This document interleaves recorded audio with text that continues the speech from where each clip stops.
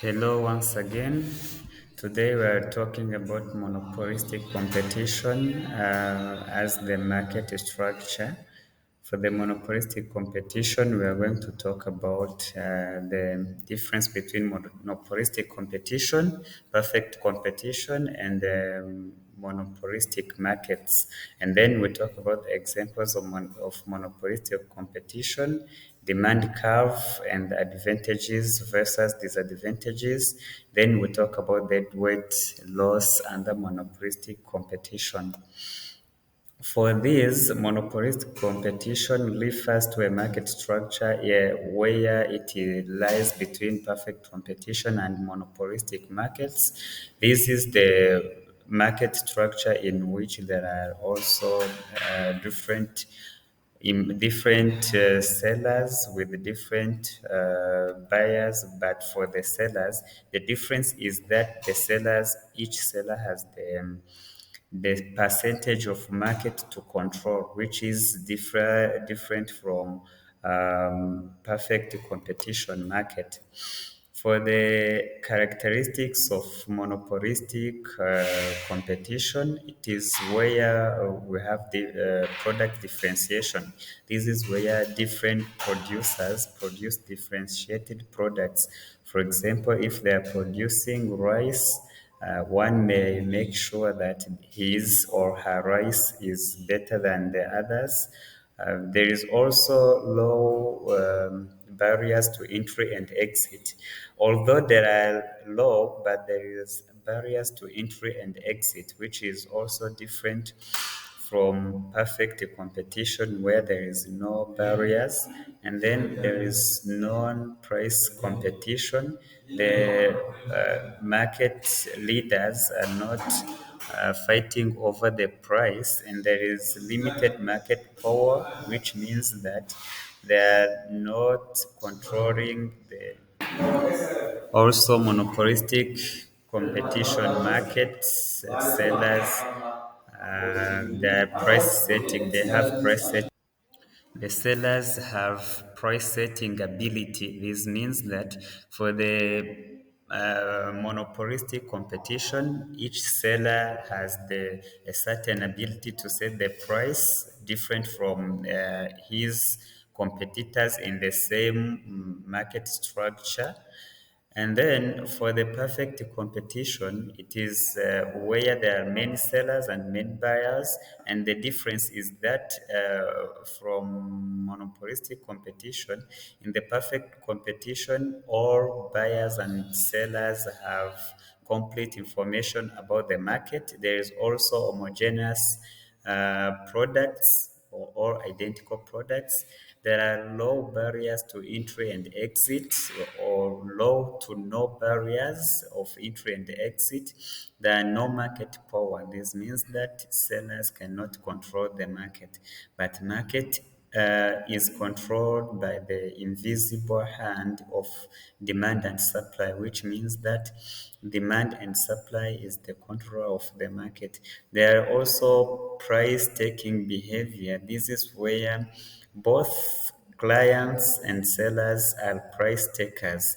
None of them is determining the market, but the market power of demand and supply. Then for monopolistic market, this is a market structure which is characterized by only one producer or one seller in the market, and it is characterized by the single seller, high barriers to entry, market power, and also price setting ability. Since there is one seller or one producer, he or she is able to set any price he wants at the market because he is only one. And also there is high barrier to entry. For example, if we talk about the electricity market in Rwanda, we cannot find any other people entering the market except the one company dealing with the electricity supply. It is all mostly for the essential products or essential commodities where the government may take responsibility to supply those commodities or those products to the citizen, and then citizens are paying through the organization set by the government. So there is market power of that. So if they set the price of electricity, we cannot, or the clients cannot deny the price, or they take the price.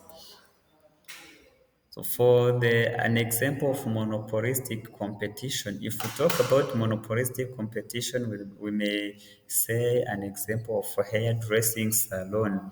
For example, the hairdressing salon, they are in monopolistic competition market because they have the right to determine the prices of their commodities or their service they provide, but yet again, they are not under perfect competition, because if we look for the entry and exit of these markets, they are somehow limited to some people because of the level of the service they provide and the clients they have. Also, for the salons, clients do not have the full information over the market, yet also the sellers or the service providers,